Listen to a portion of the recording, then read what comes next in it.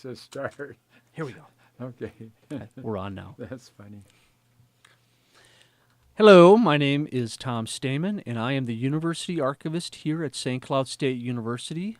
Today's date is December 5th, 2016, and I am conducting an oral history interview with Bill Morgan, who is a retired faculty member here from St. Cloud State University. How are you doing today, Bill? I'm doing fine, thanks. I appreciate you coming here and allowing me to interview you. You have a long history with this university and a long history with this town, and I thought it would be a great time to discuss lots of different things, and we'll see how this conversation goes.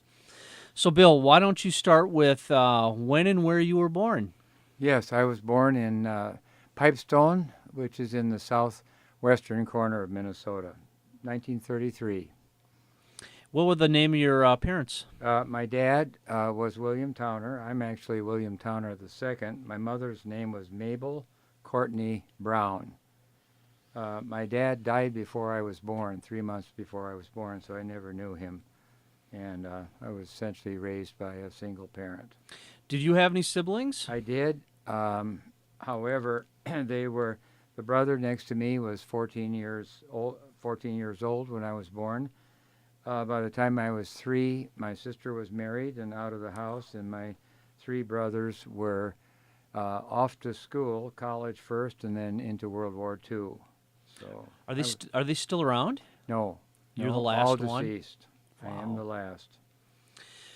So I've heard you tell the story before, Bill. So your father passed away. You were raised by your mother, and who else helped raise you, Bill? Yes. Well, my grandfather and grandmother lived next door, and my grandfather was a Civil War veteran, and I remember him. He died when I was 4.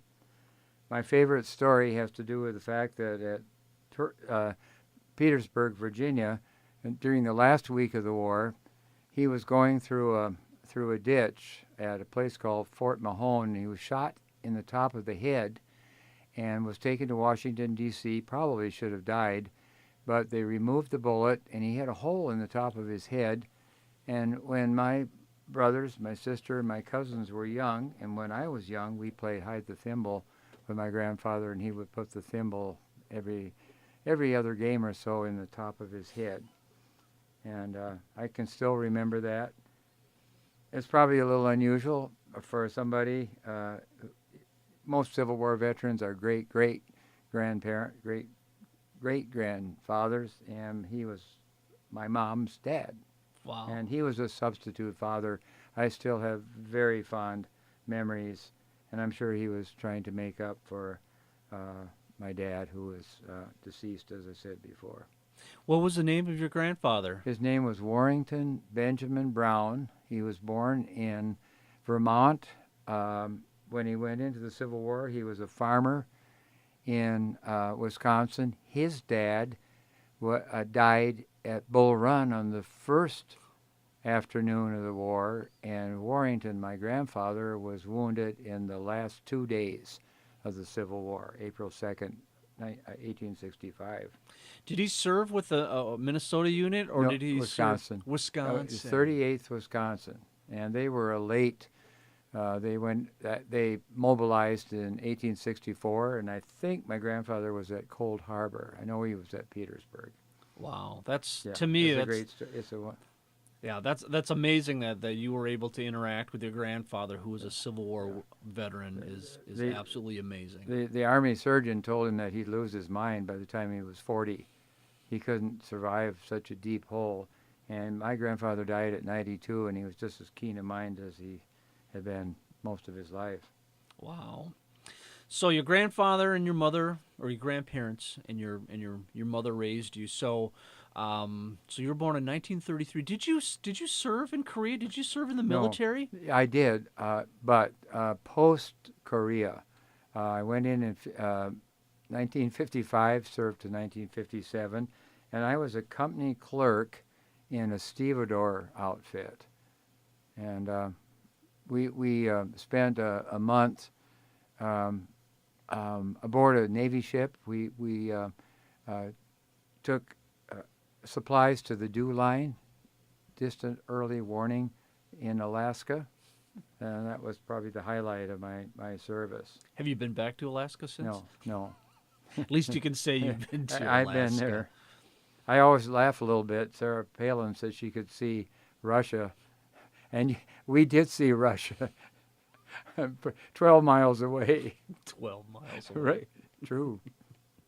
So you were drafted and served? No, I joined. I had to go.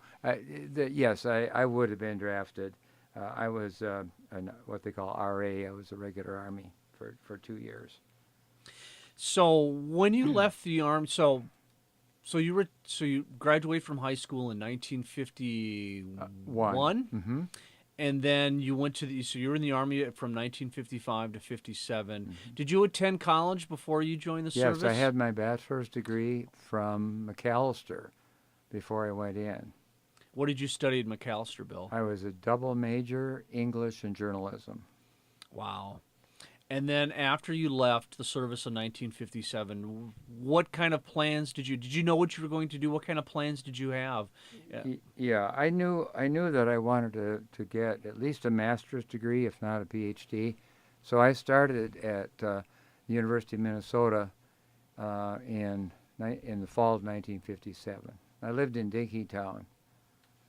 I lived in the room that Bob Dylan lived in 4 years after I left. Oh, I think I remember you telling me this. Yeah. Wow, Above Gray's Drugstore. Gray's Drugstore, Yeah. which I think now is a restaurant. That's so you right. you were in the same room as Bob. The So sa- Bob Dylan wasn't that far behind No, he you. wasn't. And I think I heard him at a little coffee shop called the 10 O'Clock Scholar.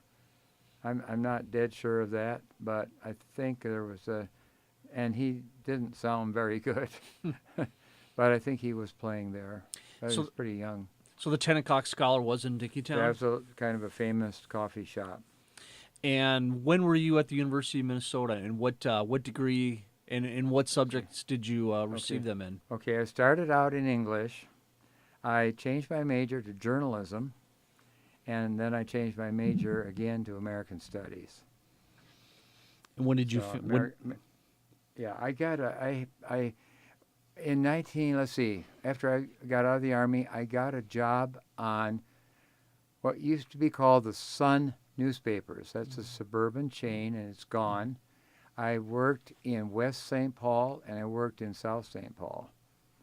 And I got so interested in journalism that I switched my major. And then I got to know people in American Studies, and I needed something broader than journalism. And American Studies really fit the bill for me. And how long were you at the University of Minnesota then? I have a long kind of strange career. I didn't get my master's degree until 1962. I quit in the middle of grad school. I hit a kind of a rough spot, and it's kind of a funny story. I was real interested in the beatnik movement, and I literally went to San Francisco, and I met one person at least, Lawrence Ferlinghetti, who is a famous poet, and I ended up on the copy desk of the Wall Street Journal.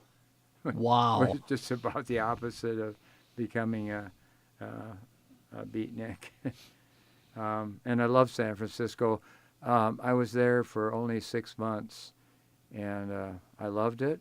I liked my job, but the job was a very narrow copy reading job, and I knew I wouldn't stay at that very long. And I came back to Minnesota and got my degree. So you were at the University of Minnesota for a while. You left for San Francisco. Right. You came back, and then you finished in 1962. Right.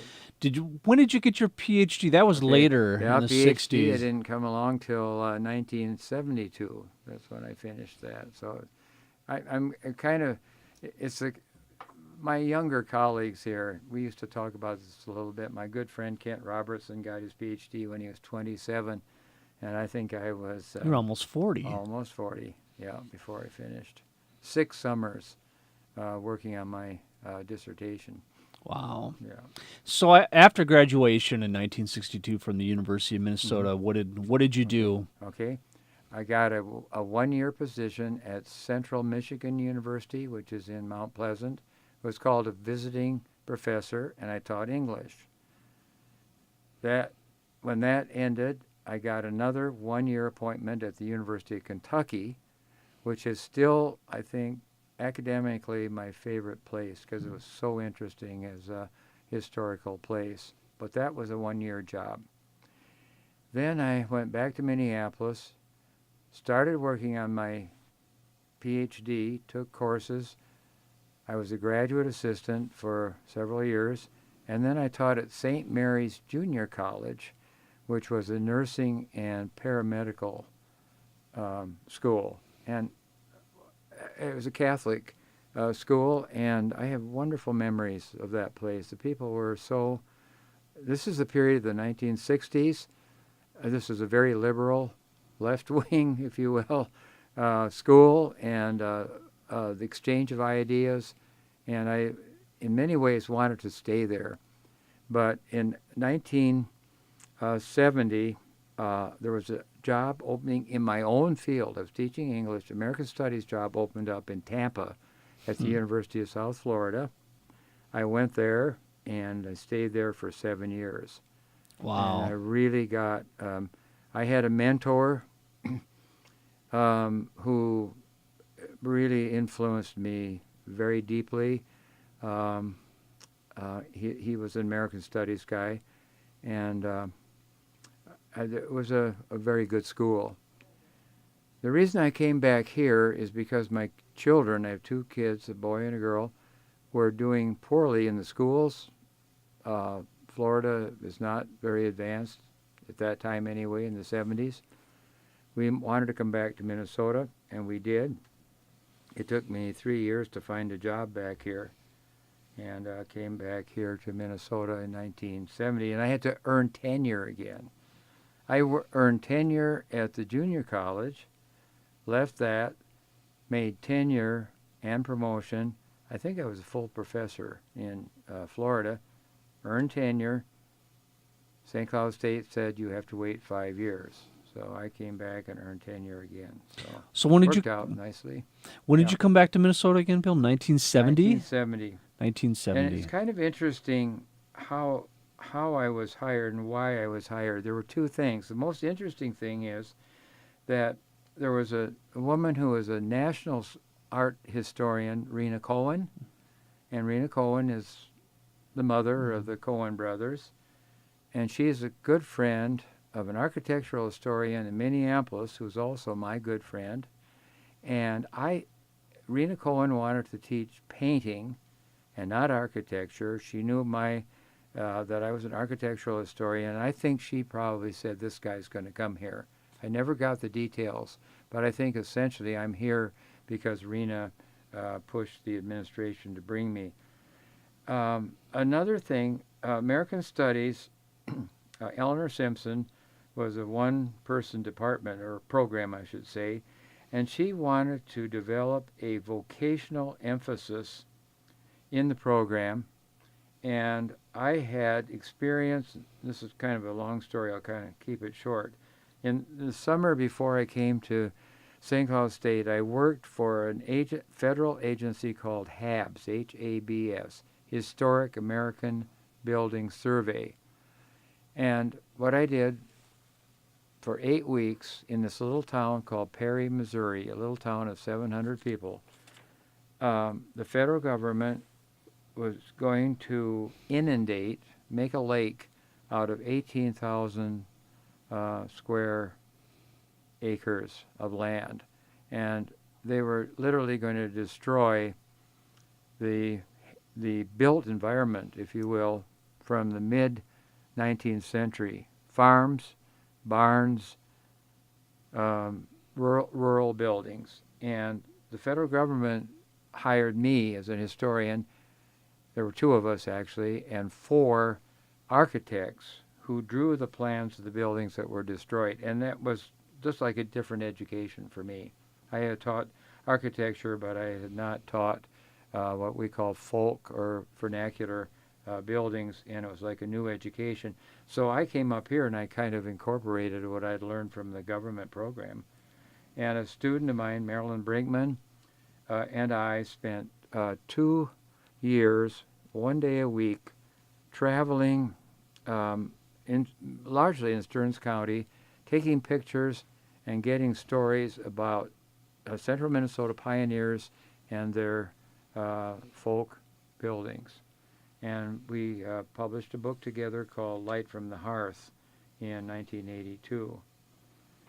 And then related to that, too, when I arrived here in 1978, St. Cloud was tearing down its built environment. It was unbelievable what was going on. They tore down in 1981, I would say, the 1902 Carnegie Library, the Safran House, which was off campus but a very popular building. That was on Fifth Avenue South and was that 4th Street? Maybe 4th, Cross Street. And every time I go by that apartment building, I think about that.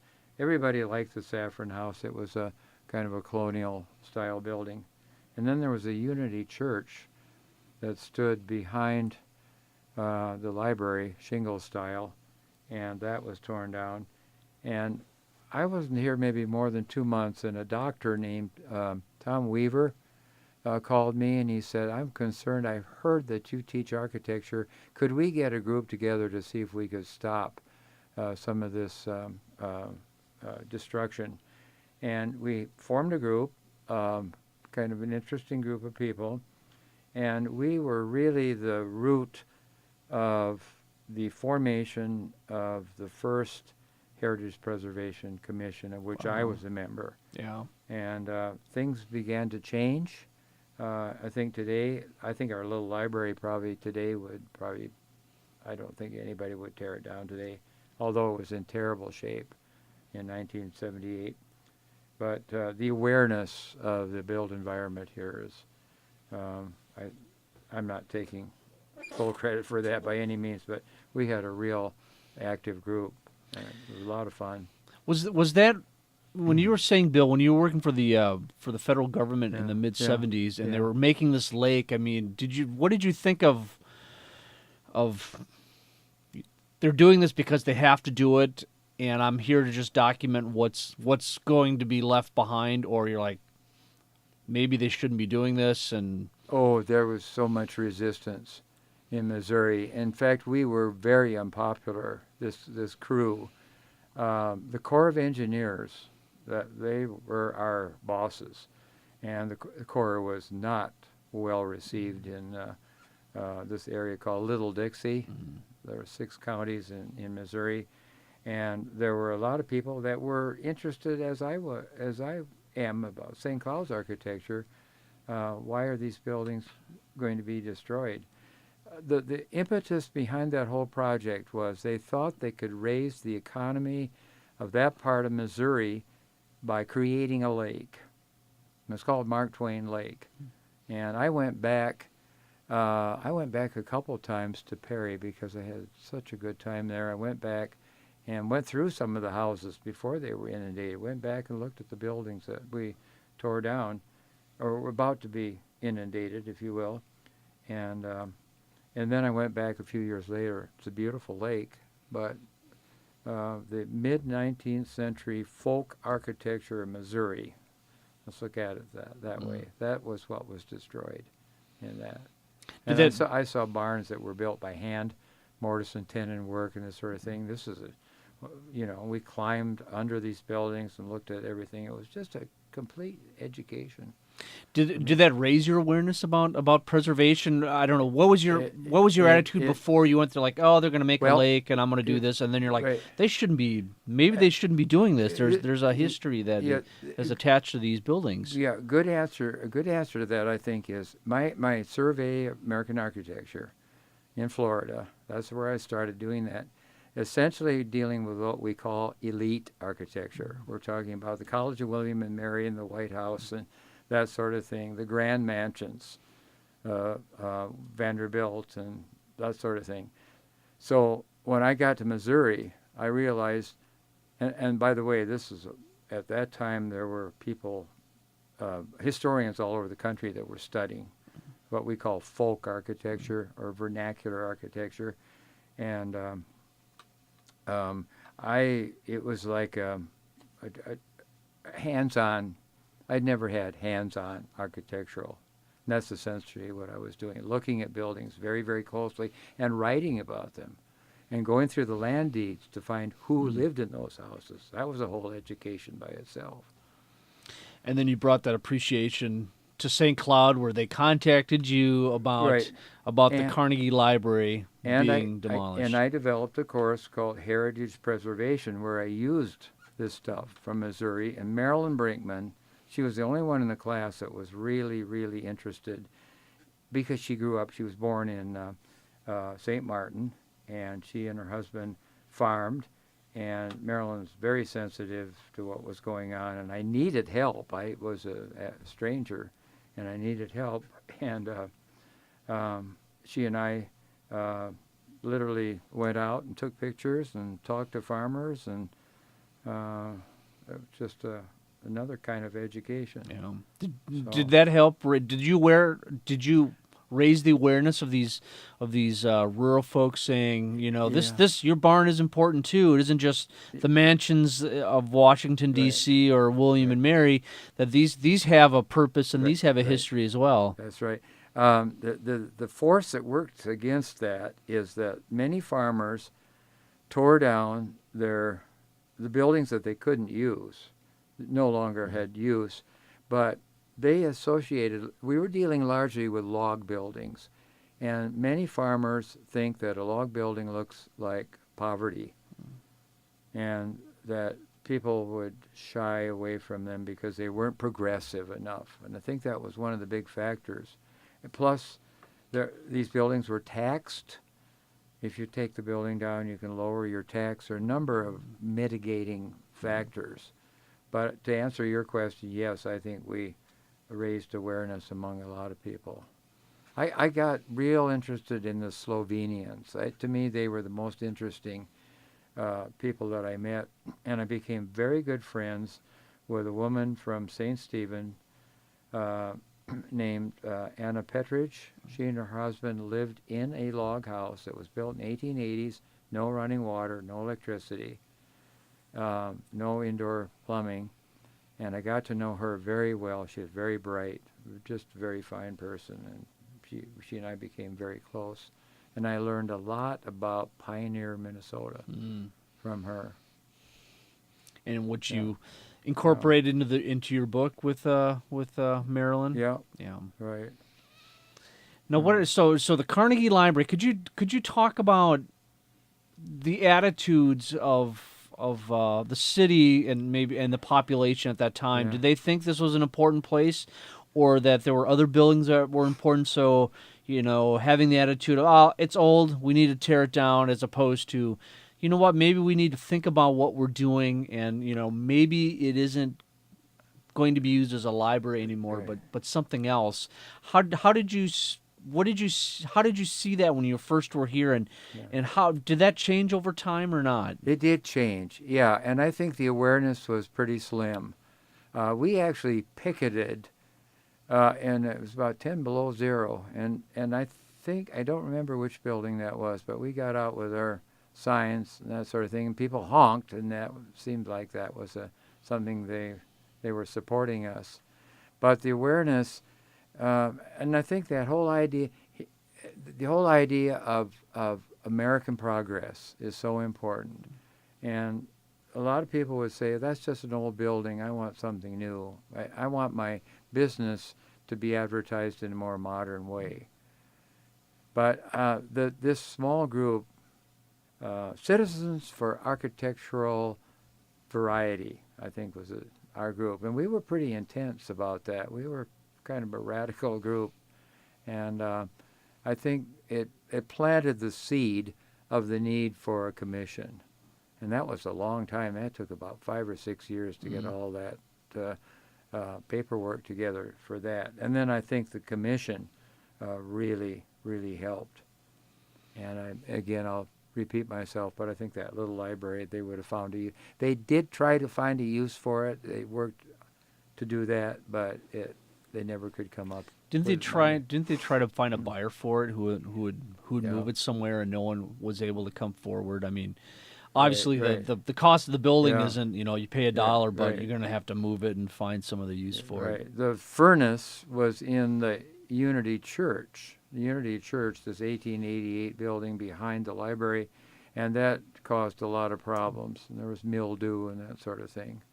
So where exactly was the library, Bill? Okay, the library is where the um, Wells Fargo Bank stands today. Right. And the Yeah. Unitarian and the church Unitarian was Church was was behind. Yeah, right, behind the little library. Yeah. Yeah. So the One more thing: the fireplaces from the library are in the Stearns Museum. A lot of the furniture, tables, and things were rescued.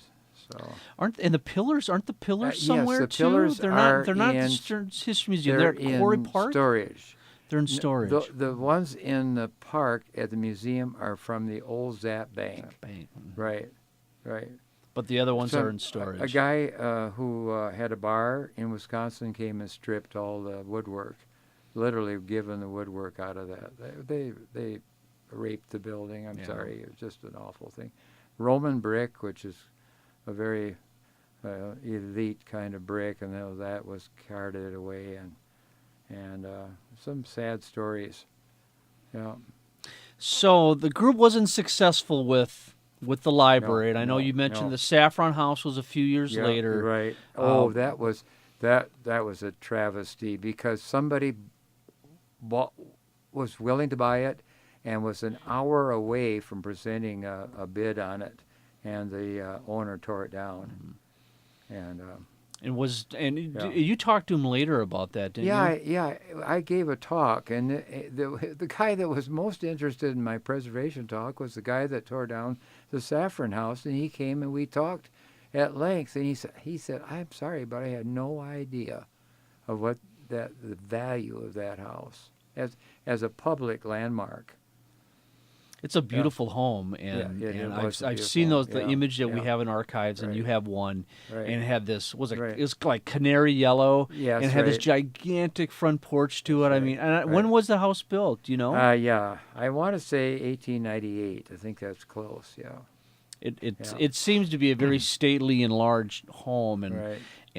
but that Yeah. seemed to be the case though around town. Yeah. You know, so the library wasn't able to be saved. The Saffron House wasn't, Yeah. but this group was able to raise Right. awareness about Right. maybe we need to Yeah. think about what we do with these old buildings. The city hall was torn down in that period too. The city hall was moved from where the federal building is downtown. That was moved by horse and taken down. St. Was that the Germain. old post office? It was. Let's see. Yes, it was the post office. Yeah, it was right. in the 1930s. I've seen images right. of that. Right. It's quite And- an unbelievable engineering and feat we to me. picketed that. I think that below zero picketing was probably for that building. They tore that down. That would have been just a beautiful building restored.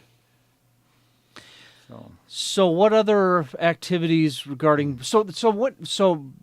I think you were saying, Bill, that this group was it instrumental in getting the building preservation, the city committee to the historic, I'm sorry, Yeah. Bill, what is the name of the committee that Our group, that group, but yeah, right. but for the city, Heritage the Preservation Heritage Commission. Preservation Yeah, Commission. So yes. was that a result of the work that Yes, you yes. and others had done was for That's this right. heritage? Plus other people that came into the activity too. Yeah. And once the heritage group was formed, what do you think the attitudes were about historic preservation in town? So people were more Yeah. aware of it, or do you think, well, this is a waste of time? And I think it created more positive reaction than negative. There were people. You had to get all kinds of permits once this commission was in place. If you wanted to make changes, there were a couple of the Foley House, which is vacant now, had a terrible fire. The man that bought that put in inappropriate windows. He was supposed to come to the commission and talk about windows, and he didn't. He just ignored us, and he got in a lot of trouble for the windows he put in. It brought. Let me just back up here a little bit. Keep in mind that, and Tom, you and I have talked about this so many times, the whole area around the campus went through absolute desecration. There's no other word for it. These handsome, wonderful, many of them craftsman-style houses, 1930s, that sort of thing. And I'm sorry to say this, sitting here in the university, the university has not been a great neighbor. I'm sorry. Just historically, they haven't.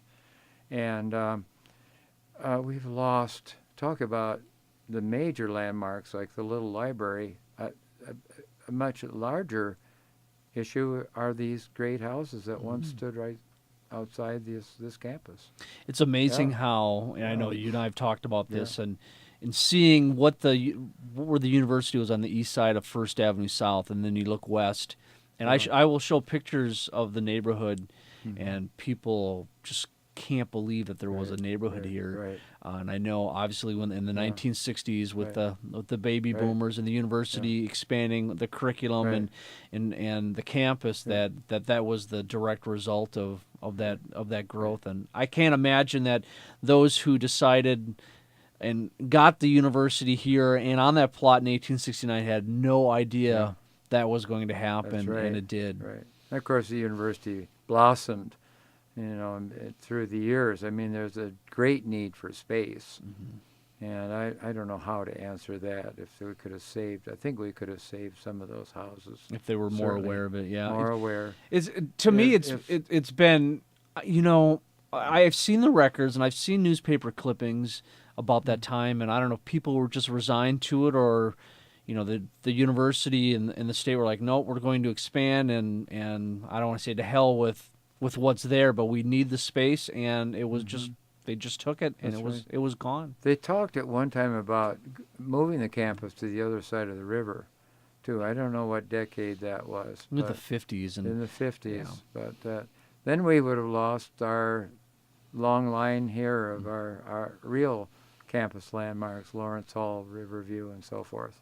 It could have been just like Mankato, They moved up the hill from downtown. That's right. And I know you've asked me about that move, and I need to do some research into that because I find it interesting. I mean, I've heard one reason why they didn't want to do it, and again, I don't know if it's true or not, is that Stewart Hall had just opened, or it was like 5 or 6, 7 years old, and they just couldn't justify moving with a brand new building already put up. So whether that's true or not, I'll have to do some digging in that. But you're right that the neighborhood was just decimated, and there's very few homes that still stand that were around. I was just showing a student last week about the neighborhood again, and he could not believe what was here, and now you would never guess that was here. Right. So the university. So we'll talk a little about Town and Gown. I know you were here a little later. You were here. You arrived on campus in 1978, and by that point, the expansion of the university was pretty well complete. I mean, what was your sense as a faculty member here on campus, and a architectural historian and a building preservationist, what the attitudes were on campus? Were people still upset about what had happened, or were things starting to, I don't want to say quiet down, but people weren't as loud as they were before? What was it like? Yeah, I when I came here, I sensed a real strong town and gown conflict. And it was centered on parties around campus in these old houses, actually, that were rental properties. I remember a turning point toward a negative view of the campus was this so-called riot.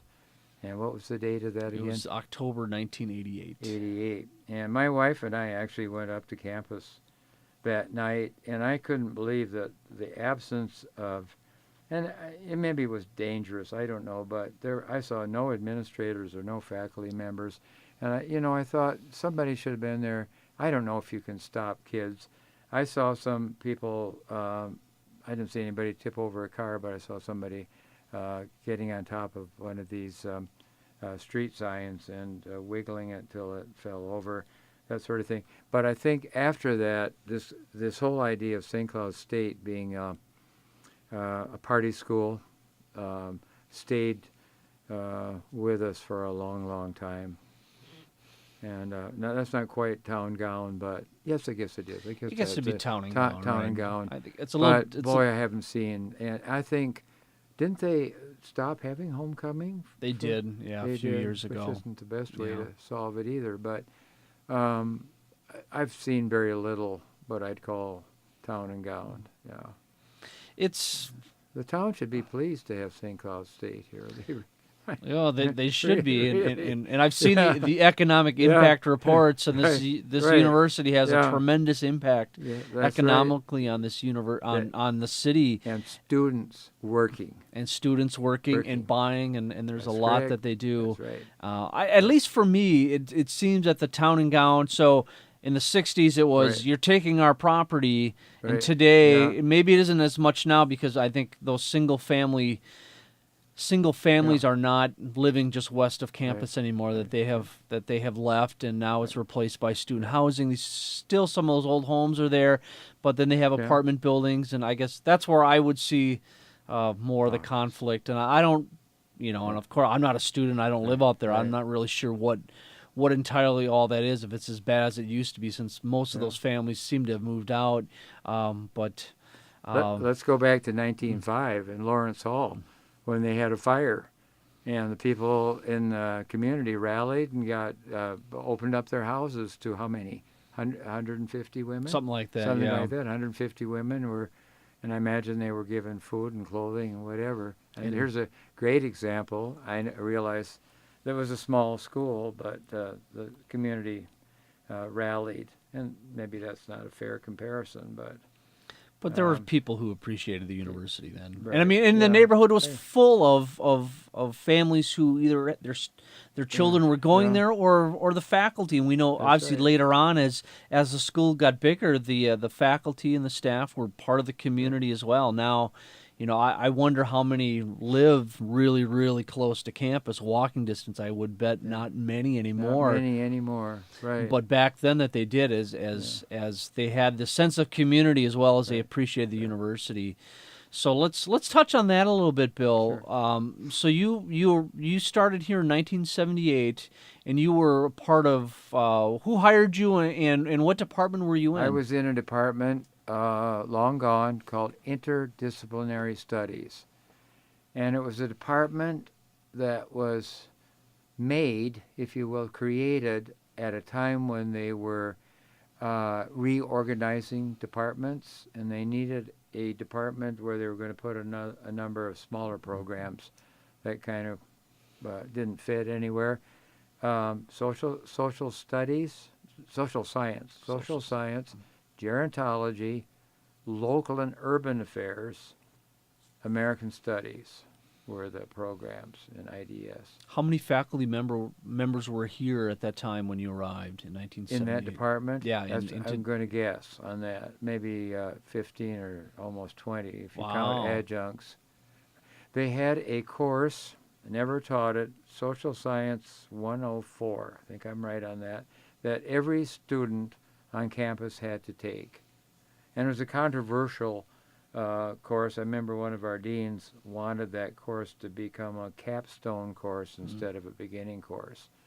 After you've gotten your classes, have a major course at the end that pulls things together. Right. But 104 kept IDS flourishing because everybody had to take it. Right. Yeah. Now, American Studies we had a hard time. Again, I was hired to bring a vocational aspect, and I created this program or a minor in American Studies called Heritage Preservation, and that dealt mainly with architecture and preservation and family history, some things like that. And what was I going to say on that?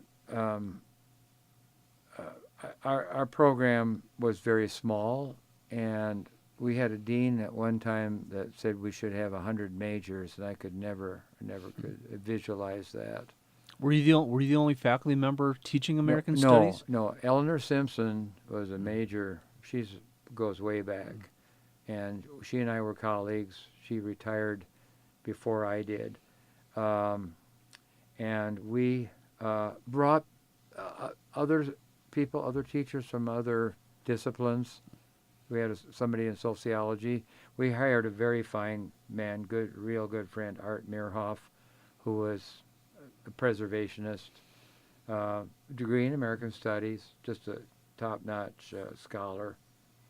And he taught part-time with Kent's local and urban affairs and partly with us. I was so pleased because I had really good connections with history. I taught Minnesota history. I asked the history department if they'd be willing to bring me in for one course, and that was a favorite course of mine, teaching Minnesota history. I always wanted to do that. I developed a course called Urban History because of Kent. Kent pushed me to do that, and that became a favorite course. Kent and I worked very closely together, local and urban affairs, and I got good connections with geography and art history, and I guess anthropology too. Wow. So, but that's the nature of American studies, to pull all these disciplines together. A lot of them that are, right, yeah. Right. It's amazing how, I talking about history and how, and even though American Studies, it's partly history, but there's lots of other things. And I mean, that's why it was an interdisciplinary studies, and how you were able to make those connections and to be able to teach those classes. It was a wonderful education. I'm a great fan of the U of M. Every day I think about what a great education I had at the University of Minnesota with these old-time scholars who just knew everything. And it was a wonderful education. So you were here in 1978. You were teaching, and obviously you made a lot of connections. You were teaching a lot of different courses. You were you? So what did you come in as, an associate professor, or I came as associate. As an associate. Yeah, right. So I have to earn 2 more steps. Right. So you were so you were tenured and promoted 5 years later. Yep. I put in for it every year. Yeah, I put in for it. Yeah. Now the book that Marilyn and I did together, that was a big reason for bringing Marilyn into the picture and helping me out, because that essentially got me tenure. Our book. That's fantastic. Got tenure, right? Yeah. So that was 1982, and then so you taught. And when did you retire, Bill? I retired in 2000, and I went back as an adjunct for 9 years. And I had no idea I was going to do that. I had no idea I was ever going to go back, but I missed it. And those were great years. I always tell everybody, no politics and no department meetings. All teaching and student contact. And you were an adjunct in the Department of History? No, let's see. That's a good question. Good question. Yeah, history. You were in history, and what? Yeah. I taught American architecture and Minnesota history for Mary Wingert's program. The public history Public program. history. That's another point. I wanted the public history. When they set up a public history program, I went to Dean Merritt, and I said, I want that program. I said, that belongs in American Studies, not history, because we're broader. We talk about architecture, we talk about music and art and what have you, and the history department dug in and said, no way are you going to get that. And that's okay. Mary's done a beautiful job with that. She has. She really has. That's an important program here. And she wanted me to stay as long as I could because I did the architecture, and that's a real important component for that program. So you taught as an adjunct in architecture? As an adjunct. As an architectural history probably every class? year for 9, I'd say, probably. And the other course was And I taught a geography course. Wow. I never had a geography, and it was a graduate course, cultural geography. Cultural. And I didn't, I'll give myself a B minus for that. I did as well as I could, but I needed more. I needed more background for it. Right. Yeah. So you retired so it was 2000, and Yeah, you yeah. retired. Did you feel it was time? And I know American Studies was Yeah. under the Yeah. Department of Interdisciplinary Studies was under fire in the late 90s. Had they closed that department? They closed it the minute I retired in 2000. The dean, I think Merritt was dean at that time. Merritt, by the way, had a master's degree in American Studies, and I thought he could have been a little more supportive, but he put a little torch under me to get majors. That was pretty important. And I have to say he was probably right, but we could never have gotten 100. So how many, was it lack of enrollment, or was the university trying to refocus itself? It's that whole, American Studies, I like to think in many ways is one of the last, what I'd call a liberal arts major. Its only limitation is the fact that it's an American experience. And however, I learned at the U, I learned a lot of European history to understand American history. But it's a kind of a liberal education in itself, in one major. And the liberal arts have suffered. Yeah. You have to take courses that are going to give you a salary. And I've seen that movement over all my years. I've seen that come alive. It's hard when, do you eat or do you broaden your education? Yeah. That's a legitimate question. The way I answer that is, one thing, you don't spend your whole life at work. You're conversing, you're voting, you're a community leader, all the things that you learn in the liberal arts. I just can't think of a more important program. Yeah. And you were sorry. So you were sorry to see it go. I mean, obviously you retired, and they were, and then the department was closed. How many faculty were still left in the department? Well, see, Eleanor was gone, and I wonder who else. I guess it was probably pretty down to me. Arthur stayed with Kent's program. Oh. So 2000 you retired. You were an adjunct for 9 years, and I know you were doing lots of other things in that period of time. I know. So we've talked about your building preservation work, and you had a number of books, and you had other activities as well that I think have raised you to the stately level of, I don't know, not town spokesman, but if they're looking for a history of the town, you're certainly one of the people that come up on that list, as well as John Decker at the Stearns History Museum. So what other ways did you help promote local history and local historical preservation? So that's my newspaper work. Okay, now that started with this preservation period. I wrote a letter to the St. Cloud Times pleading, I suppose it was, for the library, I would guess. I don't remember. And John Bodette, somehow or other went to his office. I don't know what my business was. He said, I really liked your letter, and we talked about me doing a column. And I don't remember too much about how that worked, but he essentially said, would you like to do a monthly column on local history, architecture, preservation? Those are the key words. And I did, and 16 years, and got 2 books out of those articles. And I always think of journalism as an avocation, teaching as a vocation and avocation, and very satisfying. I enjoyed it, and I am the paper is going through a lot of turmoil at the moment. They put me off till January, but I'm now doing some memoir writing, and I am not going to go back to the Times. Oh, you're not? No, I'm not going to. No, I want to put all my energy in this memoir stuff that I'm working on. I'm a little tired of writing about buildings, too, a little bit. We'll do something else. I owe you some, and I'll get that done, but yeah. So really, I guess it's funny how you explain that, Bill, that not only were you were teaching, and obviously you had I would say a knack, the skill, and drive to do that, and then just thinking, as you're saying, when you're at the University of Minnesota, you wanted to become a journalist, and after you retire, or you're close to retirement, you ended up writing for many years for the St. Cloud Times that people would read every month. Right. How can there's something else I wanted to say about this?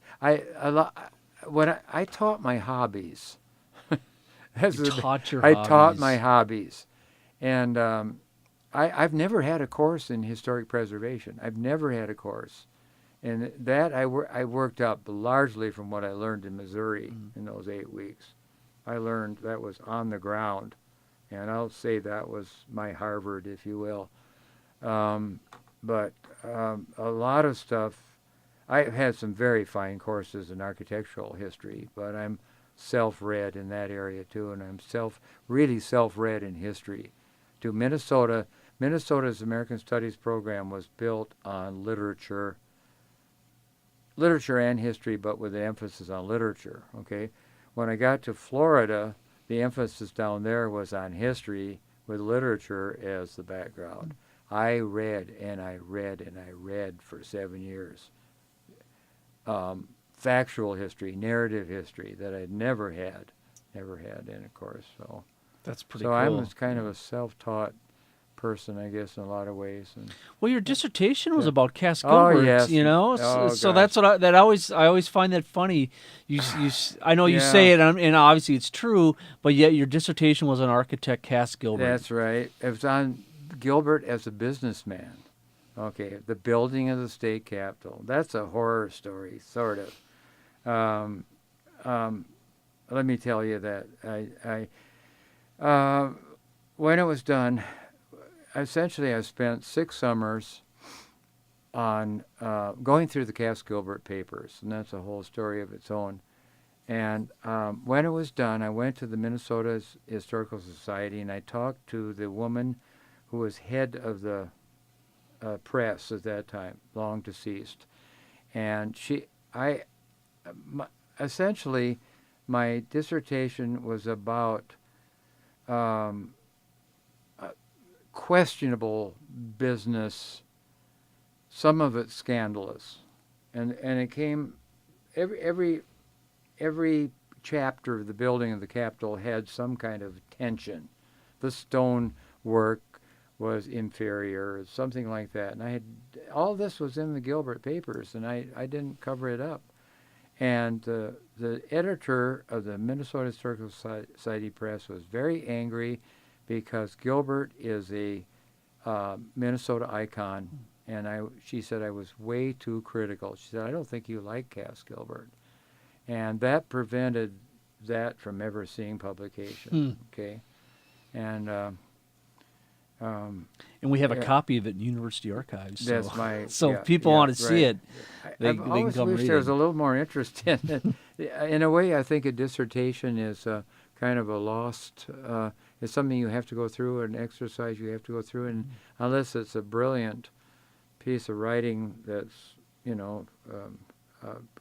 publishable, it kind of gets tossed. It's kind of an exercise for future research, let's put it that way. But I think my story was an interesting one. Gilbert was on the, it was what do they call it in architecture? A competition where you didn't know who the architect was, but Gilbert was on the committee that chose the Capitol. He was a member, and I'm probably one of very few people that know that. And it was very questionable. Why was he on the commission?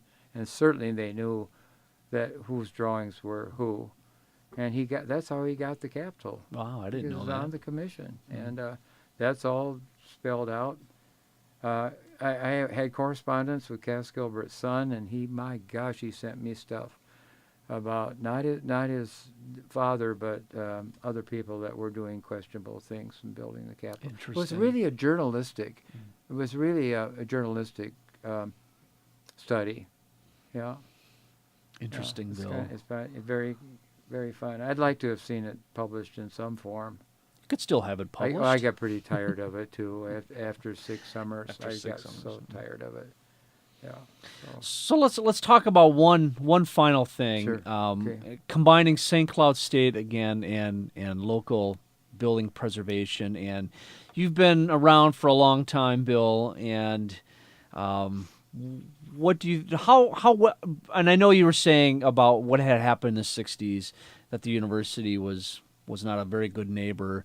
But what do you think about it today, and their efforts to keep the historic buildings around? What do you think about what they've been doing in the last 20 years or so On campus? Great.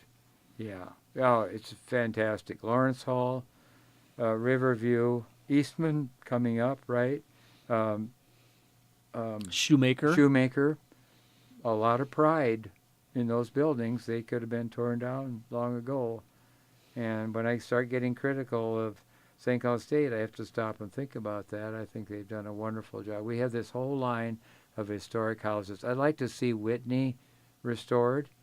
I'd like to see the Alumni House restored. The Lewis House. That's a wonderful house.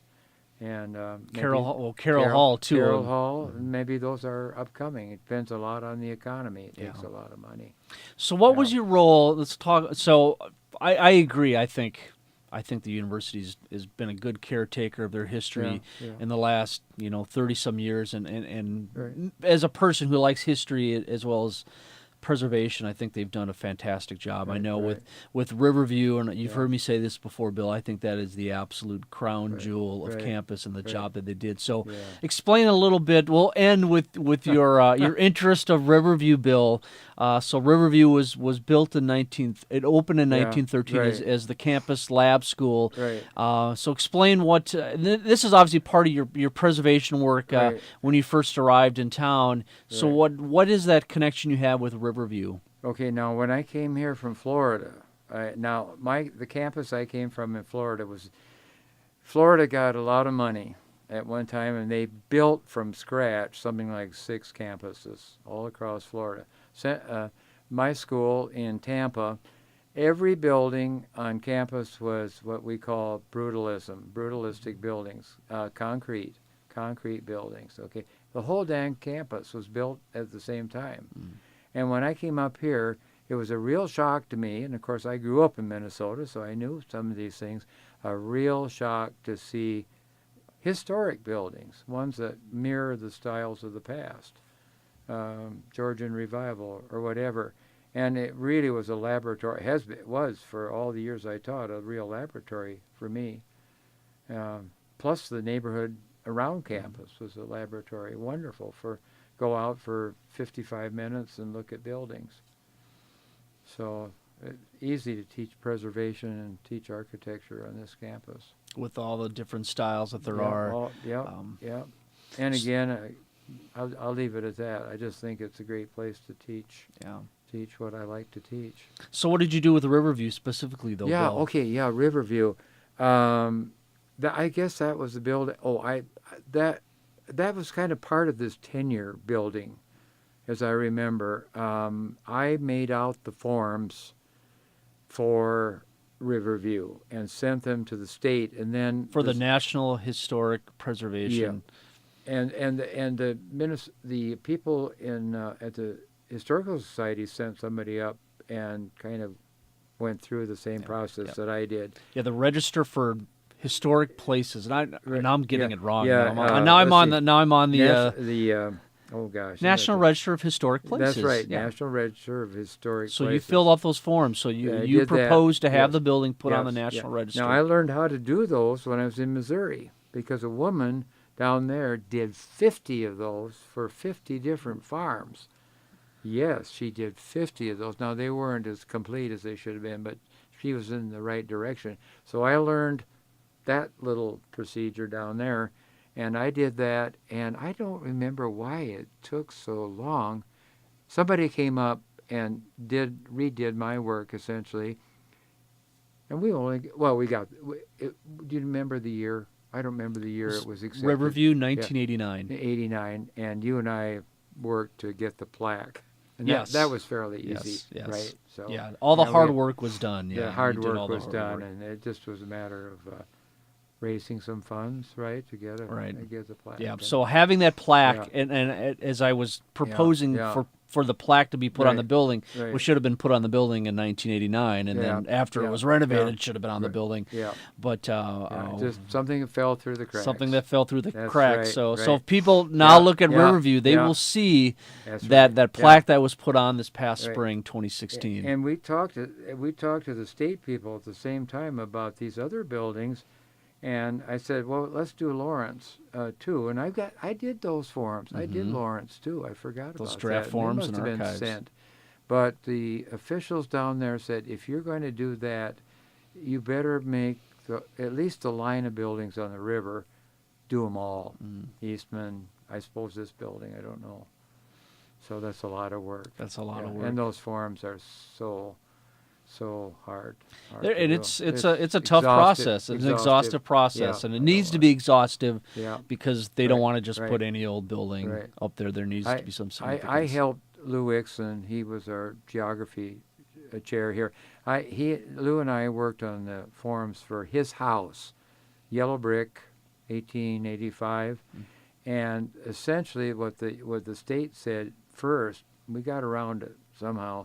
They wanted Lou and I to study at least 12 yellow brick buildings, and say the one that should go on the register is his house because A, B, C, D, whatever. And that's how difficult it is to Right. get. Yeah. But you got it on there, though. Well, that's right. Yeah. The state level is the hardest. If they say go ahead, the federal government usually just rubber stamps it. All right. Yeah. All right. Yeah. So, Bill, is there anything else that you want to talk about? Well, have just we real quick, missed anything? One of your questions to me was so interesting about how students have changed. Students. I get such a kick out of that. So how have they? I mean, Hey, so well, you were teaching. So you were teaching in the mid '60s Yeah. elsewhere, Yeah. and then you arrived here in '78. Yeah. And what do you think of how did the students change over I've time? got a funny answer to that. Okay, one of the wonderful things about college teaching or high school teaching, as far as that goes, for 35, 40 years, my clientele, in quotes, are kids 18 to 24. They stay the same. I get old, they stay the same. And I think an 18-year-old is an 18-year-old. I think the culture has changed immensely and the technology has changed. Now, that's what I've seen the biggest change in. But I think an 18-year-old, and I always, and this was my problem when I was a freshman. I was not ready at all I went to the University of Wyoming. Before I went to Macalester, I was not ready. And I've told many kids, go out and flip hamburgers for a year or two, and then you will really want to get an education. Not true of everybody. There are some 18-year-olds that just get right into it, wonderful students. But for many people, they're not ready. How does an 18-year-old change over 35 years? I don't think much. But the culture, that's something else again. And I have a real hard time today with the electronic stuff in class. That would be hard for me, knowing that they're watching below the desk. And Right. yeah, that would. I'm too old, too square, too old, or whatever, to not be bothered by that. I never could get the guys to take their hats off in class. I always think that is just, not right. And boy, I fought that battle and lost. You had other things I didn't to wear do. a hat Yeah. at the University of Minnesota. It's always funny. Maybe it's sort of like a stereotypical thing. You see the Yeah. students, they're going to class, or maybe they're going out. They're eating at the dorm cafeteria. They've Yeah. got their suits on, and the women have Yeah. the dresses, Yeah. and how Yeah. that has seemed to change over I time. wore a hat at Macalester. I wore You a did. hat, yeah. Yeah. I mean, what do you call them? A Stetson hat. Yeah, and a tie to class. Don't see that very often No, anymore. and I don't expect that. That's Yeah. no big deal, but yeah. Well, Bill, I think that is Yeah. everything. All right. I good. appreciate your time today. Yeah, So yeah. again, Bill Morgan, who is a retired faculty member here at St. Cloud State. I am Tom Stamen, University Archivist. And Bill, I would like to thank you for your time today. I don't know if you've had an oral history done before. No. No. So this is the first, Yeah. and this is a good time to do it. And I really appreciate your time.